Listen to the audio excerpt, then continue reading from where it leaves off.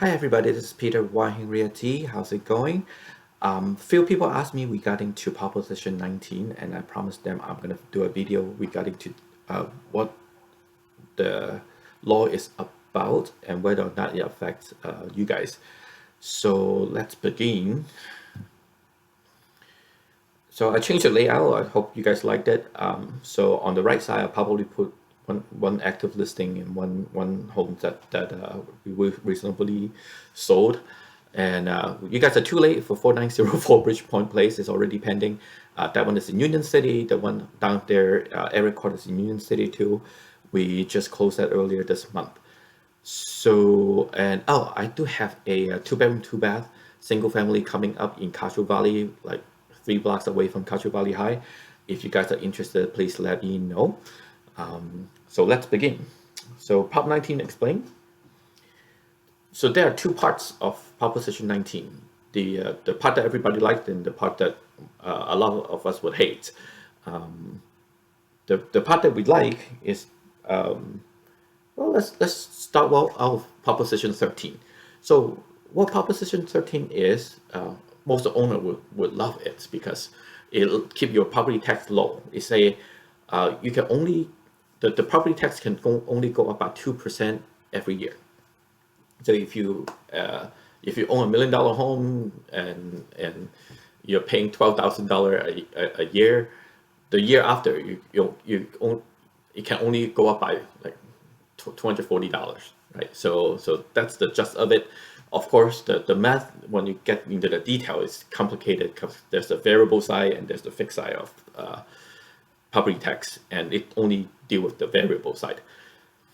So with that said, a lot of people they do not want to move because they bought the house 10 years ago. You know, $1 million home 10 years ago probably worth $400,000, and the tax basis is going to be they're paying like $4,000 $5,000 a year instead of $13,000. So a lot of them do not want to move because of Proposition 13, and that's where Proposition 16, Proposition 90 comes in place. I did have a video regarding to this, and if you guys want to know more, you guys can take it out, but it's kind of irrelevant now because Proposition 19 is in here. So a lot of people complain that, then I cannot move because of Proposition 13. I don't want to lose the tax basis. So what Prop 60 and 90 does is it allows you to move to an other house and let you keep the low tax basis. Of course, the downside is the new house generally needs to be lower in price versus the old home. So if I sold a property for $1 million, I can only buy $1 million and below, right?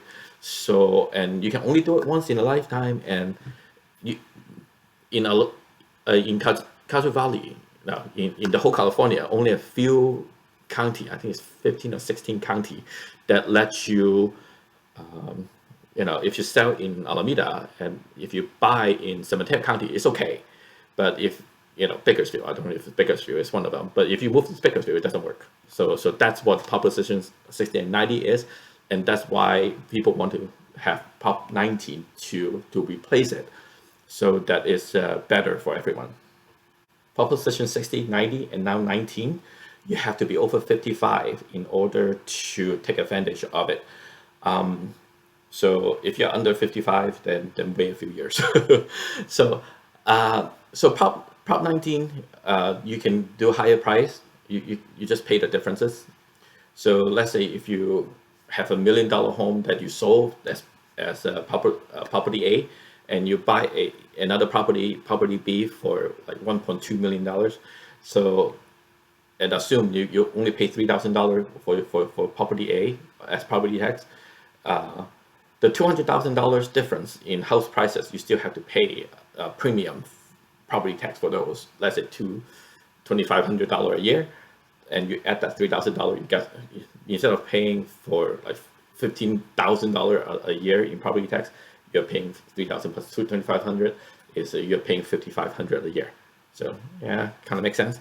And the other thing is you can do it up to 3 times the in your lifetime, and versus 1, and you can do it all over California now. So, so of course that's a good thing, right? So what's the bad part? So here comes the bad part.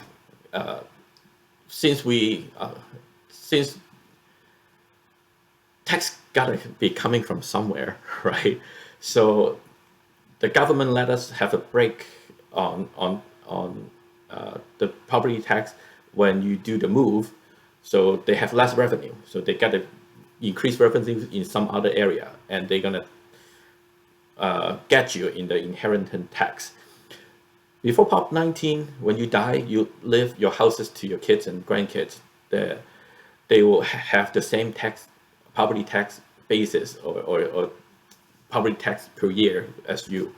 And after 19, a lot of them will be raised. So except for these, everything else will go up.